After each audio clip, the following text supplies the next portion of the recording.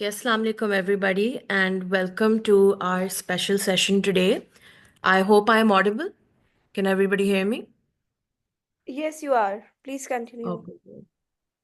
Thank you so much for joining us on today's session regarding LLM in the USA and navigating the application process with Alizeh Akbar Meer. Alizeh is going to be conducting this session. She is currently pursuing her LLM Master of Laws at Harvard Law School. Previously, she has worked as the law clerk of the Supreme Court of Pakistan and has remained an associate at Bhandari Naqvi Riaz. She graduated in 2020 from the University of London. Alizeh is a member of Qanun Dan and Women in Law Initiative Pakistan. So, welcome to the session, Alizeh. Thank you so much for coming today and delivering this session for all of the participants. We will just give the floor to you now, and then you can talk about you can take over the session, and then we'll open the floor for question and answers, and then ask some specific questions that we have recorded in the forms that people really wanted to ask you. Okay, so over to you, Alizeh. Thank you so much for having me. I will quickly start with the session because it's the 1 hour long session, so we have a lot to cover. Firstly, before I begin, how you deal with your applications. I applied to multiple schools, all of them in the US. And as you're applying for the application, especially for the US, there's this portal called LSAC. It's LSAC, and that sort of streamlines your application. So if you plan to apply to the US, the first thing I would like to mention is that you need to get that platform, and you need to so it has multiple services. It evaluates your transcripts. There are 3 4 things that you need to pay for, and then only can you use LSAC to apply to the United States. So, firstly, if you are not familiar with what LSAC is, that's not really part of the application process, but that's something you need to familiarize yourself with, so that you can accordingly start your process through that. Now, what LSAC does is that it will get all of your data for you. And when you're applying to multiple colleges, you don't have to fill out all of the forms again and again. It will do that for you. You will have to keep uploading your uh, personal statements for each of the schools. So I would recommend that when you start your process, you start with first making sure that you are set on your LSAC front. Moving forward, the application for all LLM applications are very, very similar, and it's, I would say, a very straightforward process. Like, I don't think there was anything that was really difficult or something that you cannot do on your own. I know a lot of people like to go for counselors. I don't think, if especially if you're a practicing lawyer, I do not think that you need to hire people to do your applications for you. You can do all of it on your own. So the application itself has multiple things. So most applications you will be able to fill out through the LSAC portal, but for, say, Harvard, when you're applying, you need to fill out the Harvard form, which is on Harvard's website, and that you will submit, and then LSAC you can use to send your application, like your transcripts, to Harvard. So most universities in the United States do not accept applications except for through LSAC.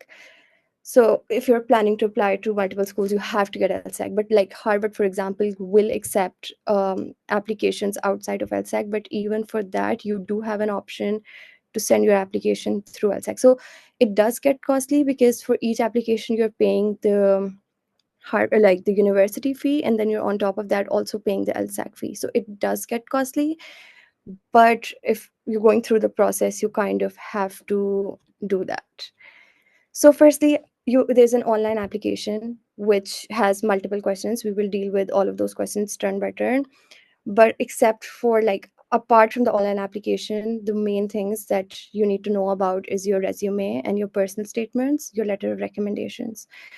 So um, again, if you're applying for multiple schools, keep in mind that the first deadline that you will encounter is that of Harvard and Yale, which would be 1st December. And there's some colleges that do have an early deadline, like early bird deadline, like you can apply sooner if you want to. But the hard deadline that if you want to apply to say Harvard or Yale, the first hard deadline for you would be 1st December. I personally did not look into universities like Stanford because my goal school was Harvard. So my focus was mainly Harvard. So a lot of my information is going to be tailored around that.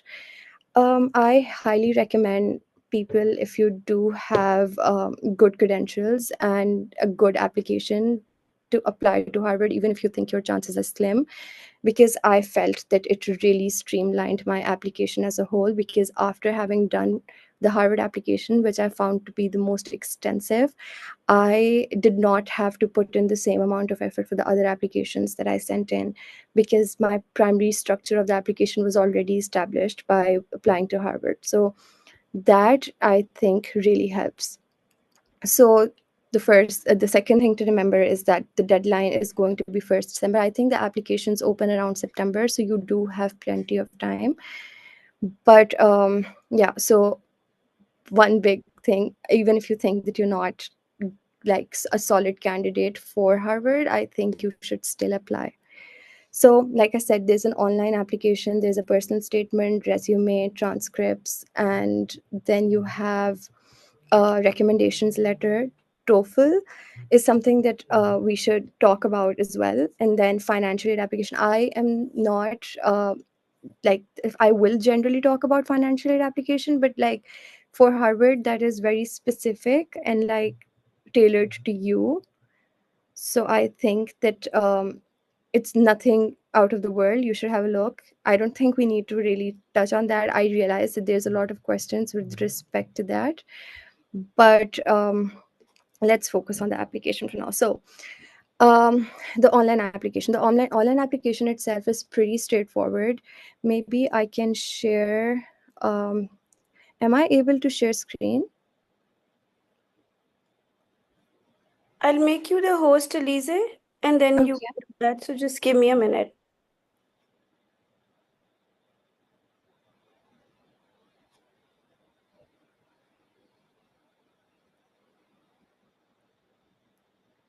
Okay, you can share screen now. Okay. Um, I am okay. I can see it.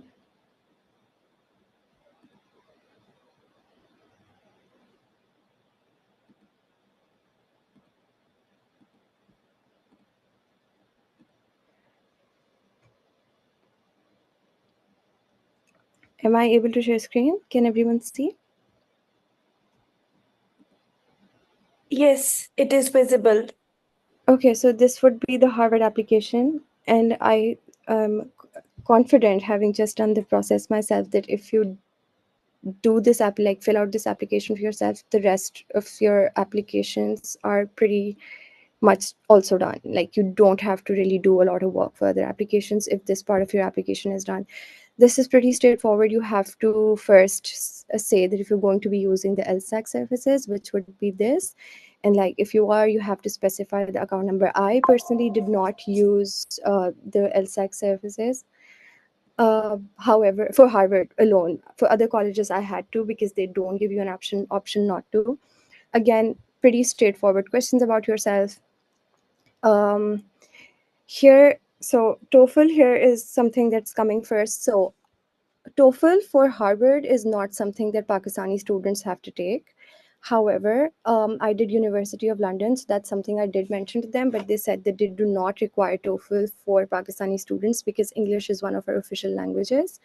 However, it is relevant to note that some universities such as UPenn and Georgetown do want you to request a waiver, and they will need you to write an email to them explaining why you don't require a TOEFL for the application process. So in that, you have to specify that the official language of your country is English, and that you did your legal education in English, and that you've studied in English your entire life, and that sufficiently satisfies them into not requiring TOEFL from you. So do not take TOEFL. I do not think it is something that you need to take, because even if, say, like Harvard doesn't require it at all, but even universities that do require Pakistanis to take TOEFL, they do very, very easily waive it. In the higher education section, you just have to mention your this. By the way, this is the online application that you will have to make a portal for on Harvard's website, and then you can, like, it's not going to be an application that looks like this, like you can't hand fill it. It's going to be tabs and like a very nice website where you will be filling it out on the website itself. Here you have to just mention your LLB grades and LLB degree, or if you have other bachelor degrees. So your high school, like A levels, FSC, all of that is irrelevant to your LLM application. They don't ask for it. They don't care what your grades were. That's not going to be relevant to your application at all. So you're only going to be mentioning your undergraduate, or if you have like the local BA, LLB, those grades, if you already have a master's, that. But anything before your undergraduate, you do not have to mention. So Alizeh, may I just request one thing? There'll be more people who might be joining. So now you're the host. If you see anybody waiting in the room, please just allow them to come in. okay. Okay. Will I get a notification for that? Yeah, because you're the host now. So if you see somebody Okay. in the waiting room, you'll get a notification. Just allow them to join. Thank you. Okay. Can I remove the waiting room? Is that something I can do? I think I'll have to reclaim host for that. So for the time being, till the Okay. time you're sharing the screen, you might have to just. That's okay. Okay, I will do that. So you just have to fill out your undergraduate details or anything that you've done post undergraduate. This is not. You can also like mention any diplomas that you have. This is not certifications, like uh, certifications that you may have done. They don't go here. This is degrees and diplomas only. So moving forward, if you have any academic honors, you mention them here, which would be. Oh, we're getting a lot of people all of. Okay, this is a little distracting. Anyway, so any academic honors that you have, say if you were top of your class, or if you get like if you had a first class, all of that you would mention here. Publications. So when they say publications, I know a lot of people tend to write for newspapers and stuff, and I think it is something that you can mention. But I would like to mention here that when they are saying publications, in my research, when I was filling out my application, I do believe, and there's no way to really confirm, that they mean academic publications. Like, so if you're doing political commentary, unless you're applying for something in that area, it's not really something that helps. But this is my own personal research from when I was applying, that if you say you're applying for human rights, right? So if you're writing about human rights, sure, but perhaps in a legal aspects of it, or something that shows that this is an area that you're legally also engaged with. So this is more of like an academic thing more than an opinion thing. So that is something that you should keep in mind when you're writing about your publications. So if you're writing for, say, like Lum's Law Journal or other law journals of your universities, or say an international law journal, those are the kind of publications, in my opinion, are the ones that matter the most. Then you should mention your bar membership. Okay, so here, I think perhaps this part we should have done after the personal statement. So I would like to come back to this part of it after we've dealt with personal statement. It would make a lot more sense. So, okay, so jobs and experience. So this would, in a way, would be reproducing your CV. However, I remember in this part they had said that if you've already mentioned all of this in your CV, you do to reproduce it. So I just mentioned, and you can only mention, I think, three here. You can't mention more than three. But it would be in a way, you would be in to some extent reproducing your CV here, and that's okay. See, so they do mention that you can only put in three references. So in your online application, you will be providing that these are the people who will be sending my recommendations, and you can send up to 5 recommendations. However, With this part, I would say that when you're sending your recommendations, you have to make sure that each part of your recommendation, like each recommender, is saying something new about your set. So I was working at a law firm with 3 senior partners, and then I worked with Justice Aisha the at the Supreme Court. And then I also had an academic recommendation I wanted to send. So that's like 5 people right there. I could have sent 5 recommendations because that's 5 people speaking about how great I am, right? Like that makes sense. However, I did not think that was a smart idea for the reason that I didn't. So the 3 senior partners that I had worked with at BNR and had all 3 of them sent a recommendation for me, it would have been all 3 of them talking about the same aspect of my career. So it doesn't really add something new to my application. I'm sure they would have written different things. But if you're sending 3 recommendations and you have 3 different um, parts of your phases of your career that people can speak to, I think that makes that adds more value than like 5 people of which 3 are talking about the same aspect of your career. Like that doesn't make sense to me. So I had one. I It is very, very important to send an academic recommendation. So you need to have a good relationship with your professor who can send a good recommendation for you, because you're applying to academic institutions. So naturally they want to perhaps know how you did as a student, or what your teachers from your former institution have to say about you. Then if you have, say, one job, it's very normal to have worked at one job. It's okay to send 2 recommendations as well. You do not need to send 3. I sent 3 personally because I had my one from my school, one from BNR, and then one from Supreme Court. So these are very 3 distinct parts of my career, so 3 made sense for me. For some people it would make more sense to send 2, and that's okay. What matters more is that the people are saying good things about you from different phases of your career, and adding and showing that there's been growth through different phases of your career.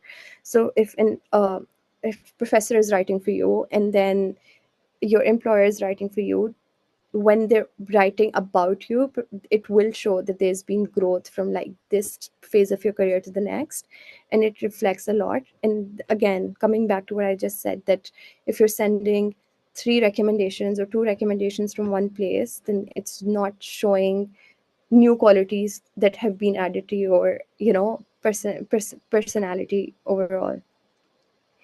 Another aspect of the recommendation is that the person should have known you for a certain amount of time. If I am not, it doesn't mention here, but I think it's like they should have known you for at least a year in either academic or professional capacity. Um, it does give you an option to waive the right to access these reports. I do not think that you need to see your recommendations. So even if there's an option to see the recommendations, I highly recommend saying no. You shouldn't be looking at your recommendations. Is I don't think I did my research, and I don't think that indicates like it is viewed positively, but there's no way to really know for sure. Any of these things that I'm saying is just my a lot of research that I did for myself. There's no right or wrong way to do the application, but this is from my research what I'm sharing. So character and fitness, they will ask you a couple of questions about if there's been any action for misconduct or like academic charges against you. Very simple. Honestly, fill these out. That would be this part. And then again, for your sorry, I think this is acting up a little bit. Yeah, if there have been any criminal charges against you, stuff like that. Nothing. These are very straightforward questions. And then these are administrative questions about your visa and stuff. So like I said, it's a very, very straightforward application. And after you've done the Harvard application, the remainder of your applications would be streamlined, and it would be really, really easy to like deal with them. So now this is the general structure of the application. I've shared like some other things. So now we can move to like the actual substantive part. of the application, the first one being your personal statement. So the personal statement for Harvard is more like asks for more than most colleges do. Most colleges will plainly just ask you to send in a personal statement, extremely open-ended. However, for Harvard, it's very specific, and it's very specific in a very good way. What I mean with that is that when you're answering it, you're kind of answering it. If you're able to answer exactly what they're asking, then you're answering it in a way that will also satisfy all the other colleges. Also, maybe it should be relevant to mention here that the application fee for each application is $85, but there's some colleges that allow you to take a application fee waiver, but they normally don't come through. So even for LSAT, you can apply for a waiver. You will have to show why you qualify for the waiver. And for Harvard as well, you can apply for an application fee waiver if you cannot afford to pay 85. And I think for each after you've paid the LSAC fee, despite that, for each application you have to pay about, I think, $30 per application. So it goes up to, I think, 110 for each school that you apply to. So you should apply for application fee waivers wherever you think that, and if you can't afford, you should definitely apply. And while most universities are not very generous, some are. If I'm not mistaken, Northwestern University gives you a fee waiver, so you just have to pay the LSAC fee and not the Northwestern application fee itself. And then Duke says that if you send the application directly to them, then like if you post it instead of submitting it online, you also get an application fee waiver. Okay, so these are the personal statement questions that, um, sorry, it went away again, that Harvard has. So the Harvard application has part A and part B, where I'm talking about it here. Okay, so the application, the personal statement of the application has A part and B part, and these are separate questions. So this year, I was really trying to be very responsive, and I helped a couple of people out with their LLM applications. And there were, for some reason, many people that were thinking that this is one giant answer instead of like two separate questions. That is not the case. These are two very, very separate questions that have to be addressed separately. Like you answer A part, close it, and then you move to the B part. Like this is not one giant question that they're asking to address together. So, firstly, it's 1,500 words. Please respect the word limit. Like very, very. Sorry, there's people in the. Okay, I've accepted. So yeah, so there are a 1,500 word limit. Please be very respectful of that. Like they've said, anything exceeding this limit will be disregarded. Footnotes do not count towards the overall word limit. A mistake a lot of people made, and I made, is that sometimes when we're writing on Word, like our footnotes are also like वो भी count हो रहे होते हैं. So try to make sure कि वो नहीं हो रहे. That really can be annoying. So make sure that when your Word document is calculating the words, they're चलो calculating the words for just. देखते हैं, मैं सेशन में बात करते हैं. Can you please mute yourself? Can I do that? Okay, so when you're doing that, you should make sure कि footnotes count नहीं हो रहे हों, because 1,500 words is just the Word document. Okay, so moving on to part A. Now, part A is a question which only Harvard asks, so you will not be dealing with it with your other applications. It says, briefly describe either an important issue in your field of interest or a current legal problem facing a particular country, region, or the world, and then propose and analyze a theoretical framework or a legal strategy to address this issue. For the avoidance of doubt, your response should not be limited to outlining a research plan or proposal. Successful essays will contain substantive analysis of the issue identified. So, in deciding what you're going to be writing about in this question, it is important to note that if you're saying that I'm applying for human rights or you're applying for criminal law, then I think it makes a lot of sense for your A part to be identifying an issue for human rights or criminal law. Like if you're saying you're applying for human rights, then like in your B part, you will be talking about what you're applying for. So if you're saying that you're applying for human rights or you're applying for criminal law, it does not make sense for your A part to be talking about competition law or food law. Like it has to somehow complement each other. So I personally applied for antitrust law, which is competition law. And when I applied for competition law, I identified a problem relating to competition law and I spoke about it in context of Pakistan. Now, when you're talking about a problem in this part, keep in mind that American people are reading it and they do not know your law. And if your A part does not make sense to them, like your A part should be so um I don't want to say like simple. I want to say that like your A part should be so clear that a non-Pakistani lawyer should be able to understand as to what you're saying. You don't have a lot of words. It's if you divide it evenly, which I did. You don't have to, but I did. I gave 750 words each.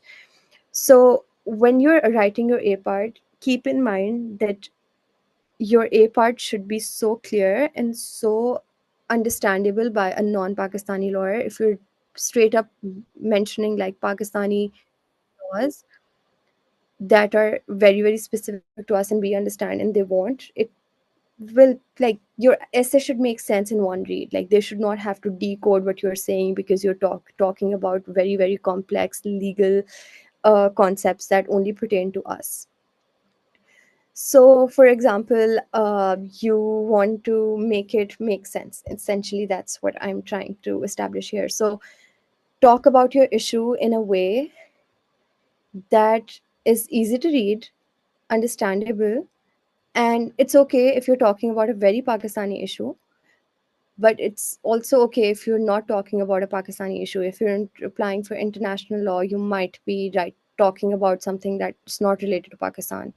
So you can talk about anything else, anything you want in the world. However, it should be something that is also relevant to what you're applying for generally. So that's one. Secondly, you do not need to like, you do have to very, very, in like a lot of detail, define what the problem is, what the issue is that you have. Like you have to do your analysis bit in so the A part needs to have a good analysis to the issue, whereas the solution that you're providing, which they're asking for, is just has to say that, oh, this is the solution. So I think in my 750 words that I wrote in A part, I think about 650 words were me identifying the issue and analyzing it. And then in 100 words, I said, oh, this is the solution. So for the solution, you just have to provide an outline. Whereas for the issue is where you have to do the analysis and show that show your analytical skills and show that you're a lawyer who understands what they're doing. Okay, so I do recognize that this is a very like lawyer, like you're already a lawyer kind of advice. If you're applying straight out of law school, of course, you can still be, you know, you can still identify a problem with the region, even if it's just like, say, something that you came across in your university. So these are the two main things that you should keep in mind for your A part. Moving forward to the B part, uh, please tell us something about yourself, in particular, what you wish to pursue in an LLM degree at Harvard and how doing so connects with what you've done in the past and what you plan to do in the future.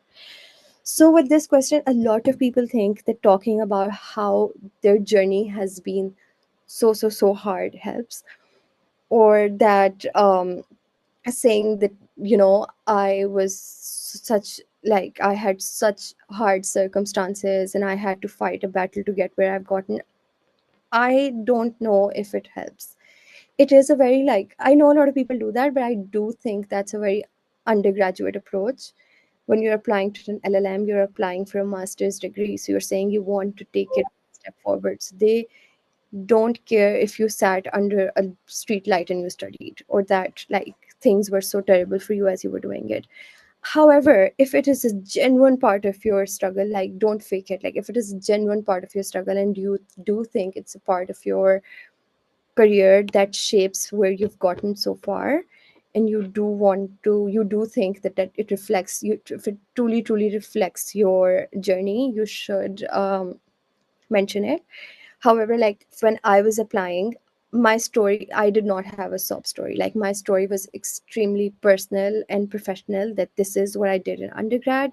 Then I went here where I established these skills, and I went here where I established these things. So I had done all of these things. And while I do think like I had done so much which I couldn't mention, so that is also relevant. I think that if you're somebody who has done a lot throughout law school and post law school, it is not, because there's a word limit.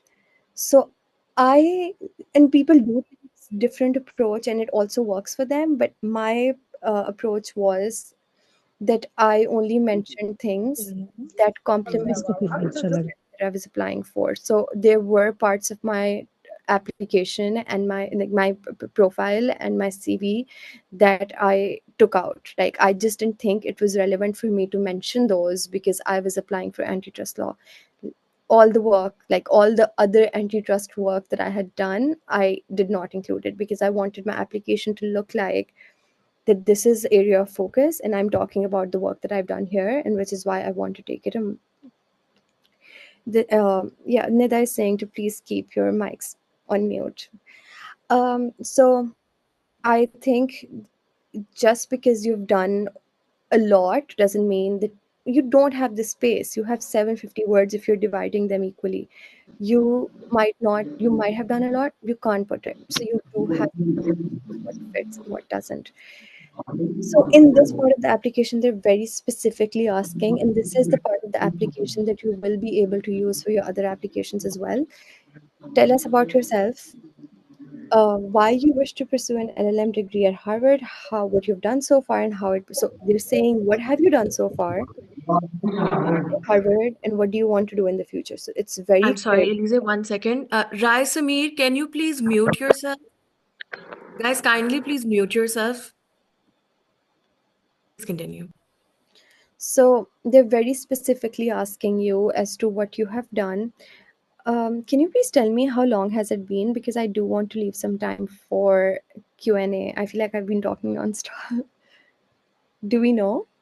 Yes, it's been about 30 minutes, so Okay. we I can, will try to quicken it up. yeah. So, Although, in this part, I mean,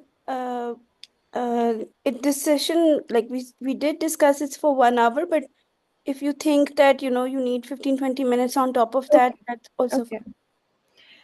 So in this, they're very specifically asking you as to what you've done so far, what you plan to do in the future, and why Harvard. So there's no room for like anything else other than these questions. Like I know they're saying, please tell us about yourself, but in particular, these are the things that they're asking. So everything else that you do think is stuff that, like, oh, I had a hard journey. I get it. Like it is reality for a lot of people, and if it's part of your journey, you should include. But what I'm trying to emphasize here is that it's if it's not a part of your journey, don't try to make it a part of your journey. Like I do think that a lot of people do have this misconception that if we make it sound like a sad sobby story, it's going to add to their application, like going to add value to their application to show that they've struggled so much. You can, but I think that they read so many applications every year and they are able to see through stuff like that. And when it doesn't sound authentic, it doesn't sound authentic. So look at your B part, like try to make your B part as authentic as you can, because it shows when a story is authentic. Don't make your personal statements very wordy, because some universities have a stricter word limit than 750. So you might also have to bring it down from 750 to those like to meet those word limits. Other than this, about the personal statement, I think that pretty much covers it. Yeah, like so I think this is something that when you're saying why Harvard, please do your research on Harvard. And God, please do not start saying that it's the best university in the world. Do not praise Harvard in that part of your application, or any university for that matter. It's not helpful when each and every part of your application is about yourself. So even when you're saying why Harvard, it then they don't care what the university is like, any university for that matter. Even in why this university, they don't care how you feel about Harvard, or that it's your dream to go here. They really want to know that why coming to this university adds value to your profile. So look at it like that. So when I was saying, like, so when I applied, for example, um when I applied, I had done, like I said, I had done antitrust work, and I had relied on a lot of books. Naturally, when you're researching, and a lot of those books were written by professors that teach here. So I did say that, like, this is something that I think, like, the people that I have, like, people whose books I've been relying on, like, right, like, um I want to study from them, and I want to discuss with them, and I want to be a part of that class and be a part of those conversations. So I think, keeping in mind, especially for personal statement, that no part of this application is about you. And please keep in mind that no part of this application is about any of your family members, especially the B part. Like, you want to go to, I will mute it. If you want to go to Harvard because your father did a lot of struggle, or that your father is somebody. Okay, I don't think I have the option to mute. Okay, I do. So a lot of people think that, like, talking about, like, if their father is a judge, or if their father is a senior lawyer, or like all of, I do not think that helps you. Your application is not about a family member of yours. It is purely and purely about you, and you should only be talking about yourself in all parts of this your application. So I think that's pretty much it, unless there's more questions that we can address in the question part of the application. The CV, I don't think I need to. Okay, wait, there was also one part that I said we'll come back to. I want to address that because I think it gets addressed. This part of the application, I think, is only for Harvard. Other universities don't require it. I'm just going to quickly go down.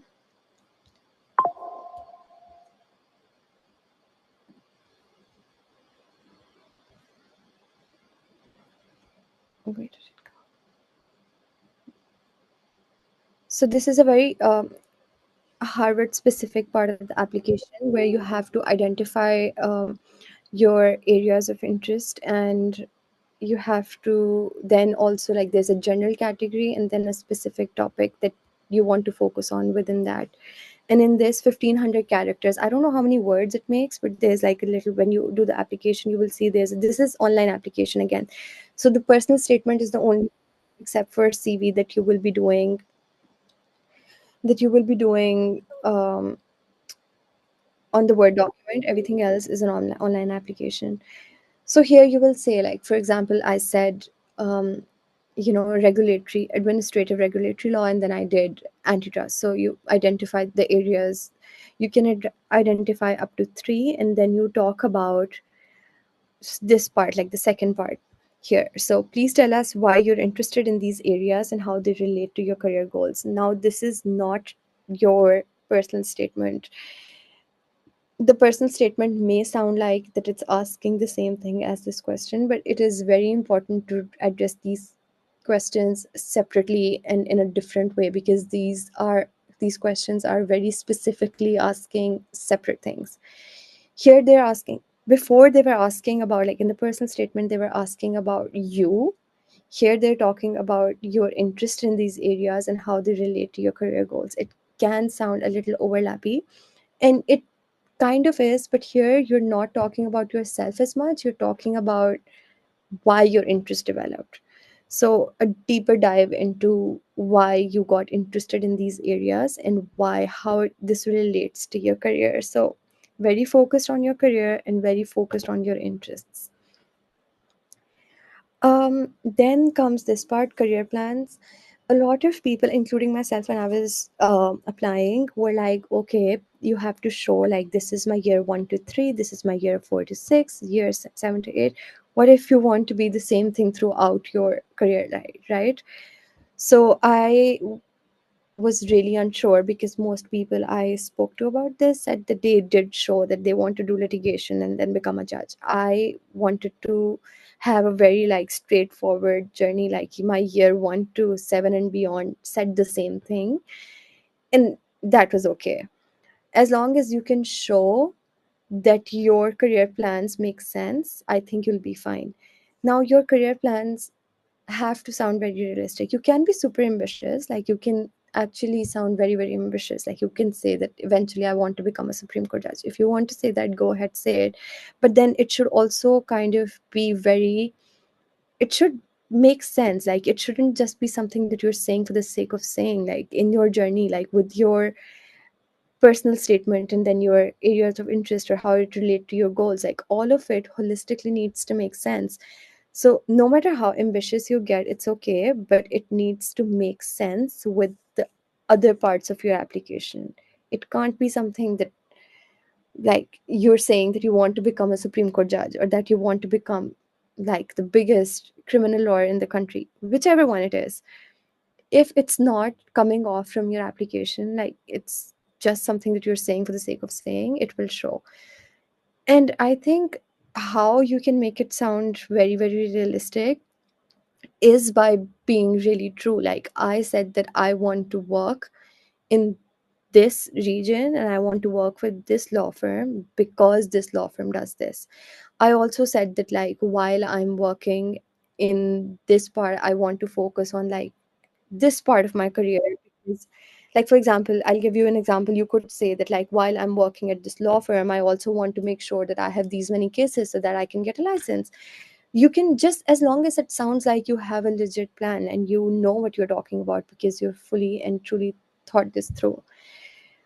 How maturely you have thought about your career is going to really, like after you're done with your application and you're going over it, you will realize that if you've really thought it through, the maturity of your plans are very, very apparent and they show that you know what you're talking about, and that really helps. um I think that addresses this part of the application. So the resume, I think resume has to be, unless you have more than say 8 9 years of experience, there's no reason for your application, your resume to be longer than 1 page. That is true for like most jobs that you, jobs as well that you will apply for. Like your resume has to be a 1 page, especially for America. So there are a lot of samples on Harvard's website that you can use to see how their career officers recommend the CVs to look like. You can copy one of those templates. How much you put or how much you take out depends a lot. So I made my resume very, very specific to the area of law that I was focusing on. So I took out a lot that I had done. Although I did mention my LinkedIn, and my LinkedIn had most of the things that I had done. So, and I did fix my LinkedIn as well. I do think that I remember when I was applying to uh, admission officers from 2 different universities followed me, connected with me on LinkedIn. So I know that they do have a look on your LinkedIn. So please make sure that your LinkedIn is nice and it has a professional picture, and you're not like, please make sure that your LinkedIn is very, very professional, especially if you're putting the link of your LinkedIn on your resume. That is something that will be helpful. So for the CV, make sure this is true presentation. I remember when I did my law clerkship seminar as well, I did say this, that presentation matters a lot. So if your personal statement or generally like the CV that you submitted is badly formatted and has typos and like the footer and the header like out of place, it doesn't look nice.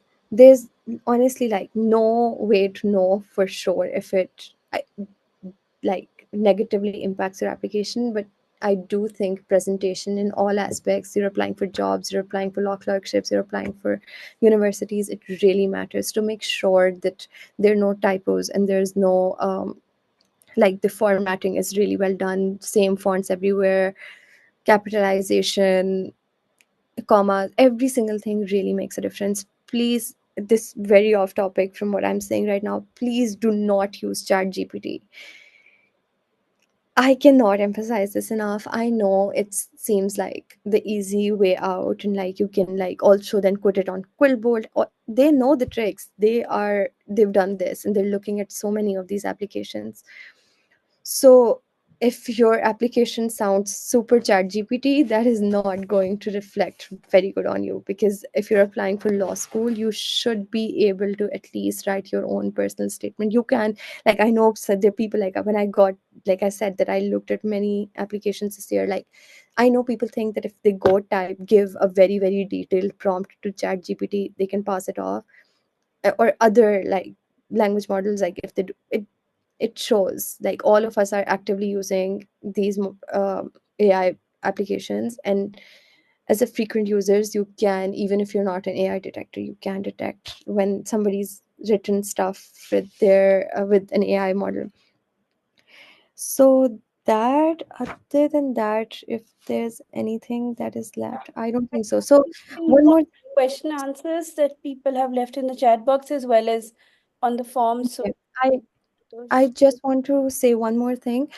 There is a question about tell us something fun about yourself in all of the application. Not all, no, not all, but some applications very clearly ask you to tell very small, like they don't ask for a lot of words, like say 250 characters.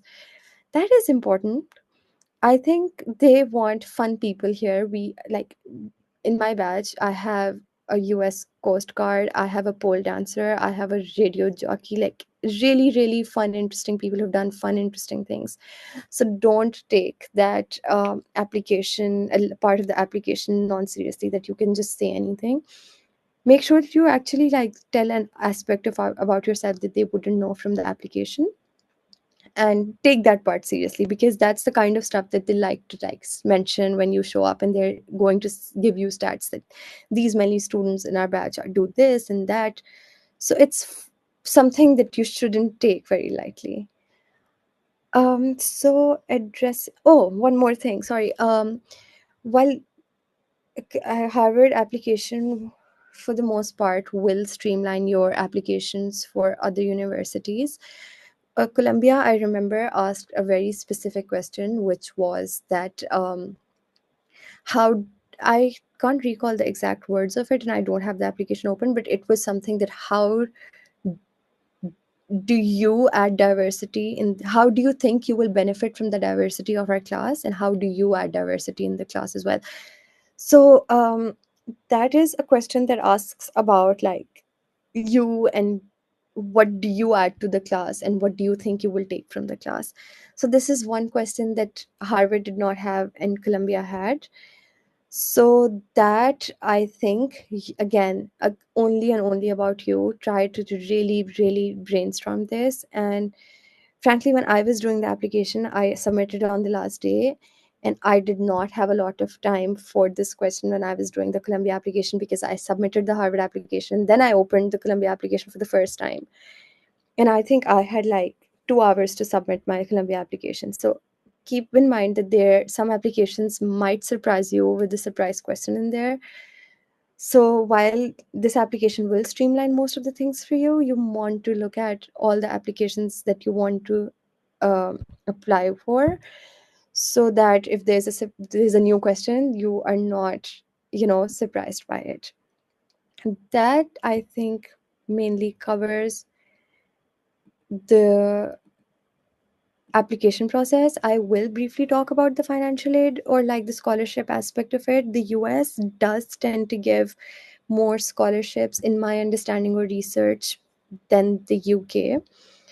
But some universities are more generous than others, and how generous a university is depends on how much money they have. So I think Yale and Harvard are the universities that tend to give the biggest scholarships. And there's some universities that give scholarship, they ask you to write an additional essay to qualify for the scholarship. So I think Columbia asks you to submit another additional essay to show that why you are deserving of the uh, the scholarship. Then there's some universities that have areas that they like to promote more than others. So say like University of California, Berkeley is one of the top universities in the world, and they tend to not normally give scholarships to people. But a very dear friend of mine got a really, like, he's fully funded by the university because his application was really really strong, and he was focusing on an area that was something perhaps that they wanted. Like, this is the understanding that like I had, because a lot, nobody else I have ever known has gotten a scholarship, but his area was, he's an excellent candidate as well, but his area was also very specific, and he was showing that he has done a lot of work. So you might want to do a lot of research in for the university that you're applying for, and understanding like what is it that they fund and what is it that they will never fund. One big resource that you will find is LLM Guide. LLM Guide is a website where a lot everyone that everyone can go and ask or like look for questions. LLM Guide has been something that's been around for I think over 10, 20, 20, 15 years. So it has a big database of people asking questions. It's like Reddit, but just for LLM applications. The more research you do, I think the more confident you will get about your application, and you will be able to answer most of your questions by just researching. And as lawyers, you can keep researching and there's no end to it. Like, research can never stop. So I think when I was applying, researching a lot gave me a lot more confidence in my application, and it also really helped me understand the mentality and mindset of the universities as I was trying to like go from one step, or like filling out each and every section as I was doing it. So I think that primarily covers everything on the application. So I'm happy to take questions directly. Nida, are all the questions here in the chat, or is there something? Some of them are here, some of them are with Tabeen. She will put them before you, but the ones who are in the conversation right now, I think we should address them first. Okay. So for Aliza's question, can you advise how one should frame their statement if they wish to pursue an LLM in something they haven't really worked on, like AI? So I think then, okay, so this might be relevant for, so like I said, I did a lot of research. So in my research, I was able to draw a pattern on. My research was not just limited to applications. My research was also extended to the kind of candidates, or at what stage of career do candidates get admitted. So I realized that like most universities tend to take fresh graduates. If you're not a fresh graduate, then like 3 years of experience, like 2 to 3 years of experience, and if not then that, then 7 to 8, 9 years of experience. So now it's either because like people generally tend to apply in these stages, or it's just something that stands out. I don't know which it is, but I do know that most people, like even this year, there are 3 people who got in from Pakistan. One is a fresh graduate, one is me with like 3 years of experience, and then there's one with more experience, like 7, 8 years of experience. So the pattern that I had identified also proved true for this year. So if you're applying for AI straight out of law school, you just have to show interest, or perhaps a course that you've taken, or you could like do publications or show a very strong interest. If you have worked if you have worked for 2 3 years, I do think it helps you to have to show that I'm applying for this because I have worked in this area. So um I if there's like time between your application and not AI work, I do think it will be difficult for you to show interest. So yeah, it could be tricky, but please keep in mind that after you arrive on campus, I'm not saying to do this, but generally when you arrive or when you start your LLM, all US LLMs, not all, but most of them are general LLMs. So you can apply for one thing and then do another thing.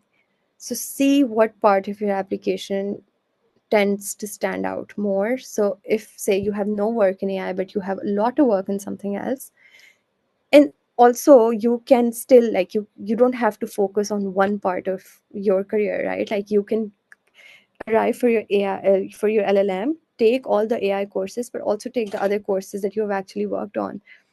So you have to be very strategic with it. I do think you can handle most of parts of your LLM applications very strategically. What would you advise for someone who's confused about career and acumen and can't seem to pick one in particular field? I would advise to um, wait and work and figure out what it is that you want to focus on. That would be my advice. Does it matter if you take, let's say, 4 or 5 years after graduation to apply for LLM? No, I applied after 3 years. I do recommend it. So, not if you have like really, really, really solid grades, sure, apply straight out of law school. I personally had 2-1, so I wanted to wait. Although I know people who have gotten in to top Ivy Leagues with 2-2 as well or below. But when I say below, I mean more GPA. University of London 2-2 से below पता नहीं नीचे क्या ही होता है. But generally speaking, if you have really, really strong really, really strong results for your LLB, sure, straight out of law school, apply. But if you don't have like first class or 4.0 or 3.8, I would say work a little bit. It strengthens your application because in the end of the day, what matters is how strong your application is. Also, I think that if you don't think that a particular year your application is s- not strong, I do very strongly advise to um, not apply that year, because when you apply the next year they will ask you if you have applied before, and then and that question seems very, very important to me, because if you're being asked if you applied before, I do think they compare your application from last year with this year, and then they're like, okay, how much has it, so you're kind of like also competing with yourself. Again, my research tells me this. No, they don't say they do that, but why else would they ask? So only apply the year that you think you have a strong chance. On aid and scholarships, does Harvard offer fully funded aids that cover airfare, living expenses? If not, what are some ways we can fund these expenses? Okay, so I'm sorry, Lisa, just to add here, a lot of the questions on the form were also overlappingly and overwhelmingly asking about aid and the details about all scholarships available for newcomers and people who have been working, like fresh graduates and people who I have been just working. So, want to yeah. interject here and say that we will have a separate session on scholarships in particular, which will be the next one with Hassan Ali Niazi. So the details of the scholarships for the LLM in US can be covered in that session as well. So Elise, you can touch okay, upon it in whatever detail you want to, but we do have okay, a special session on it as next session in the series. okay. Well, I do know somebody who was fully funded by Harvard, including their airfare, the books, their stay, everything. So it is a possibility. Um, Whereas, what are some other ways we can fund these expenses? If you're purely looking at Harvard, you can, there's a lot of local scholarships, some just for women, then some that are open to all. One of them I remember is Aga Khan. I can't remember the full name or the exact name, but you can look it up. Aga Khan Foundation gives a scholarship in which I think they cover 50%, and then they give you a loan for 50, something like that. So I think, again, like, I'm happy to hear that Hassan is going to be covering that, but apart from universities funding you, you do have some local institutions as well that you might want to check out, and very simple plain Google search will pull out these links for you. Just Google. Can you please share number or names of LLM schools you applied to? I applied to multiple schools. I think I'll mention some. I applied to Columbia, Chicago, UPenn, Harvard, Georgetown. Um, where else? I think that's Berkeley, and I did get into all of them. No, TOEFL is not required for Harvard applications. However, please, although I know for a fact it's not applied, but I had it in writing that it's not required. So I do recommend sending them an email anyway. Please don't hesitate from sending the admissions team a lot of emails. I think I sent about 3 because I needed clarity. So it's better to be clear on that front than to have to then do something wrong. So I did ask them if I needed to take the TOEFL, and they said Pakistani students are not required to take TOEFL. But again, as a lawyer, I wanted it documented, so I did have them write it down to me and send it over. Do it. UPenn, for example, did ask me to apply for a waiver. Georgetown also asked me to apply for a waiver, and both of the waivers came to me within a day.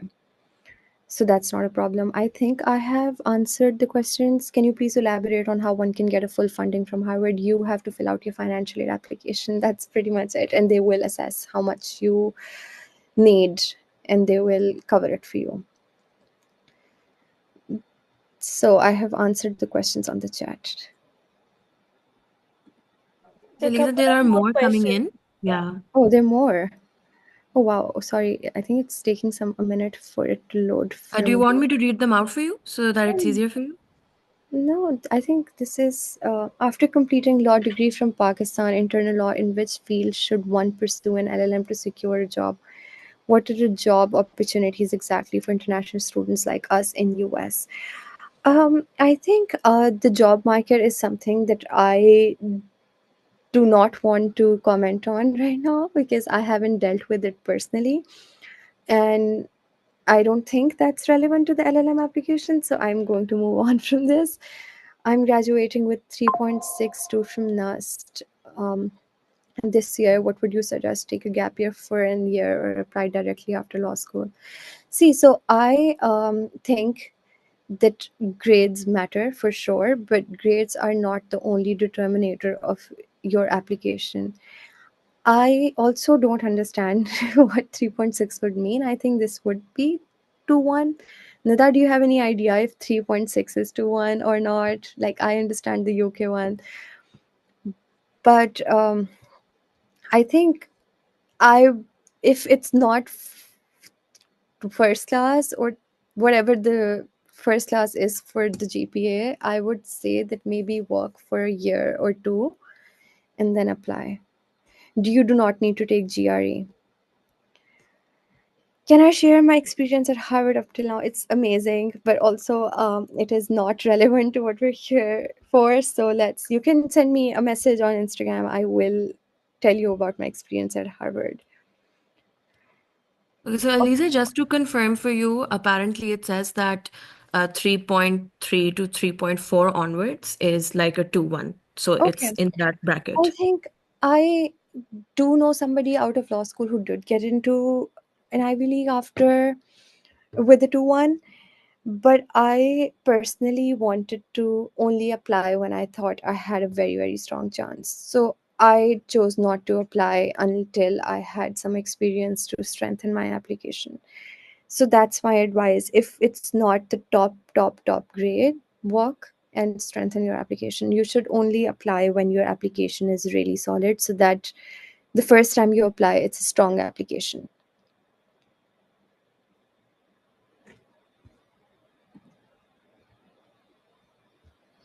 Are there more questions that I can't see?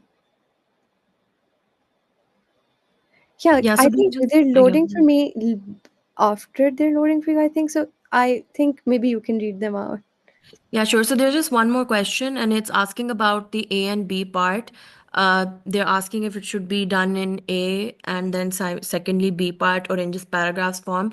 But you have already answered that you should take it Okay. as A and B part. So Yeah. that's it for the questions in the chat. If I can move on to the ones in the Yeah. form. So you have answered a lot of the questions that were in the forms. So I will just ask the ones that haven't been addressed. So the first is whether the Harvard Law School program has any test requirements to get in. No, except for what I have already mentioned, there is nothing else. All right. And another one is asking about what contributions does LLM have towards your practice? And also, in the same line, what is the like, which should you pursue, an LLM or a JD? Like, which do you think is for what purpose? So JD is Juris Doctor, which is America's first law degree. How it works is that people do their undergraduate and then they apply for like the JDs that are studying for me with me are they have like an engineer degree or something, so computer science degree, and now they're pursuing. So JD is their first law degree, like our LLB is. You can apply for a JD technically, but most international students tend to apply for an LLM. And what was the first part of the question? That what? Sorry, can you Yeah, repeat? so the first part was what contributions does LLM have to practice within Pakistan and outside Pakistan as well, if you choose to do so? That is not related to the LLM, like LLM applications. Right. Okay, Yeah, I so don't think so. we can move on past that. One person was asking whether Harvard, for instance, offers any courses for if you want to take like a bar exam. Yes. So, if you have done University of London, you so okay. So when you this is information that you will be given as soon as you're admitted, and that is to any school. So how it works is that if you want to sit the New York bar, or any other bar, some bars will have requirements as to the courses that you need to take in your LLM. But if you've done University of London, this is information that is not commonly available. But if you have done University of London in 3 years, not two, there are people who do University of London LLB for in 2 years because it is their second degree. But if you've done University of London LLB in 3 years, you do not need to take any additional courses for your New York bar. You might need to take some for Massachusetts or other bars, but for California bar and New York bar, you do not need to take any additional or like any courses to satisfy the requirement to sit for New York bar. However, if you have a degree from say LUMS, NUST, or any other local institution, you will have to take specific courses, and the university will specify that these are the courses that you need to take in order to be able to be eligible to sit for the New York bar. So that is important. Also, if you're doing your University of London LLB degree privately, you also do not qualify. So that is also like maybe we can do another session on that if people are interested. But generally speaking, if you have done a degree from the United Kingdom or any other Commonwealth country, then and then you do not need to take specific courses during your LLM. All right, great. Acha, so sorry, there are a few more questions, but we can go through them. So one person is asking that a degree from LUMS apparently is not accredited by the American Bar Association. So how will an LLB graduate navigate that in the Yeah, US? so this is essentially what I just said. Because it's not recognized by ABA, you need to take some specific courses during your LLM here in order to be eligible to sit for the New York bar, which is not a lot. It it's very straightforward, and it's something that you can deal with very easily. You just the only thing that it does for you is that it limits the courses that you might not have space to take the fun courses like food law or space law or animal law if you were interested. Otherwise, it's not something that is fatal for you. You can cure this very easily and qualify for the local bars in America. Okay, great. Okay, so another question is how much did being the Supreme Court law clerk contribute to, helping you obtain the admission? I can't really answer this, but um, I think it helps for sure, especially because I had, okay, so a couple of things. This is something that might be useful generally. Look at the website and look at the kind of things that they're showing off. They're showing off how many Fulbrighters they have. They're showing off how many law clerks they have. They're showing off how many women they have. So they're trying to like have a very diverse and really qualified batch. So I did want to do law clerkship for because I thought it would strengthen my application for LLM, because I saw that on, like all these Ivy League universities, they had mentioned how many law clerks or Supreme Court or constitutional law clerks they had.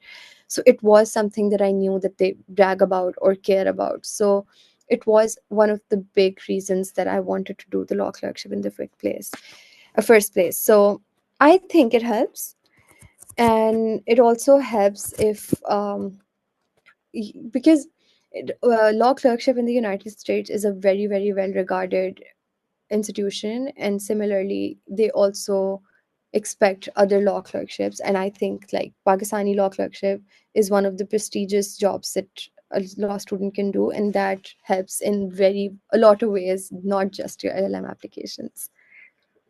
Okay, great. Okay, so another question is, what extracurricular activities should one focus on in their undergraduate, and also how can they stand out among applicants? I would say try to do law modes, and there's like just service.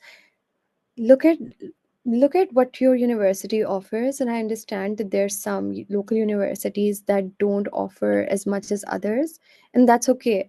That doesn't mean that you can't engage or be active in other ways. For example, I started working with women in law and Kanundan when I was a law student. I think I was in my first year, in the middle of my first and second year when I started working. So I think it helps to have a mentality to create opportunities for yourself. And what those opportunities are for you are not going to be the same for me. When I was a law student, things were very different than what they are right now. If you have opportunities within your university, pursue them and try to be as active as you can. Just generally like be an active student, and please maintain good relationship with your professors because they matter. Like, it is not high school where professors you think are you're too cool for your professors. Your university undergraduate professors are going to be one of some of the most important connections that you will have. So try to stand out with not just your grades but also your relationships with your professors. And then if there's law mooting or other events or other engagements that you can participate in, please do participate in. And I do think that especially like in Pakistan, there's like a lot of events that women in law does that gives students opportunities to engage. So please try to attend them as much as you can, engage with them. I remember I connected with Nida because I she had posted about some event at first some event, and I wrote to her on LinkedIn that, hi, you're doing this, I would really like to be engaged in this, and that's how we connected. So I think just having the mentality to create opportunities for yourself helps and goes a long way, and it also adds to your journey and adds substance to your journey. Don't be afraid to reach out to seniors and do as much as you can. It's okay if your university is not the university that gives you opportunities. Just be the person who creates them. If there's no event in your university, collect funds and have like an event. Engage with law firms, have them sponsor it. Like, I know that's not a culture that's yet developed in Pakistan, but somebody has to start it. Maybe you should. Great. And then we have like the final questions. So there are two related ones. So number one is, how important is the ranking of the law school versus the specialization in a specific area of law? And also, what factors should us as applicants consider when choosing which US law schools to apply to? Rankings of the US universities or the local universities, where they're coming from. I Yeah, so think, the US yeah, universities US where they're universities. trying to apply. Yeah.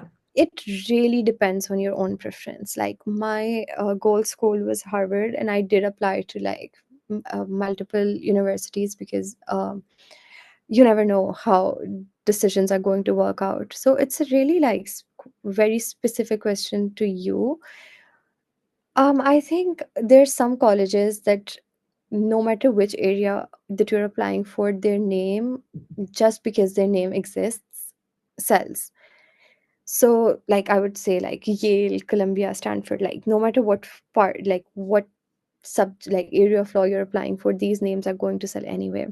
But then there's some universities that have a very, very strong hold in one area of law. And when you do that specific, like, get specialized LLM from those universities, it's really helpful.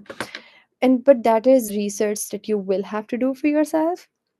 But largely, I think US world ratings uh, is a very helpful tool in identifying how a university is ranked.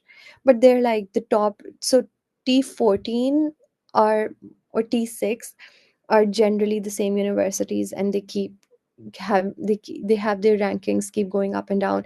One university that I do think that Pakistanis don't really apply to right now and has a really, really good ranking in the world is University of Michigan. And I do think that applying from Pakistan right now is easier, and people should not take that university lightly.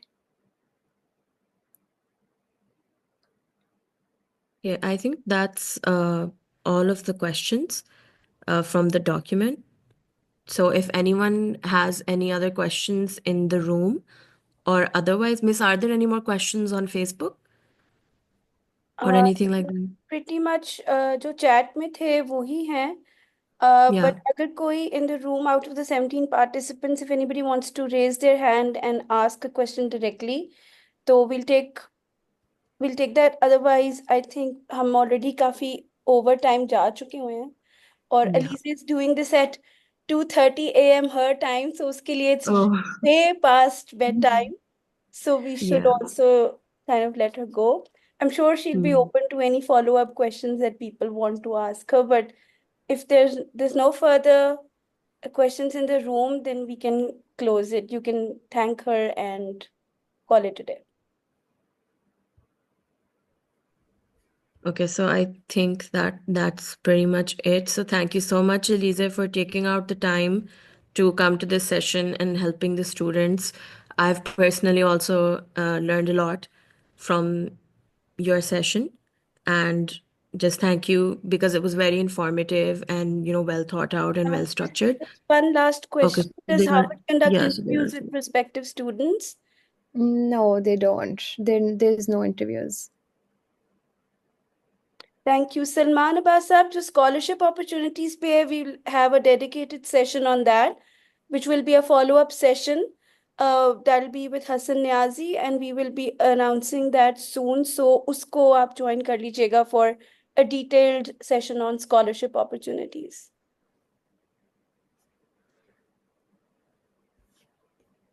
Yes, lots of thank yous for you, Alizeh. Thank you so much for having me. I really hope I'm been able to answer a lot of the questions. And I'm, of course, available on LinkedIn or Instagram. And I try to be as responsive as I can be, but because of time zones, it's hard. But I try, and I hope this was really like it helps somebody, even if it helps one person. Thank Thank you you. so much for having me, Nida. Thank you so much for Thank doing you so this Thank you, at much. this Shane. Thank you for coming. oddly hour, but thank you so Mhm. much. No problem. And Have a thank nice you, day. everybody who joined us and sent in all the wonderful questions to make this a very engaging session. Well, thank you, Tabeen, for moderating it. And thank you, everybody, for joining it. Take care. Good luck with your applications.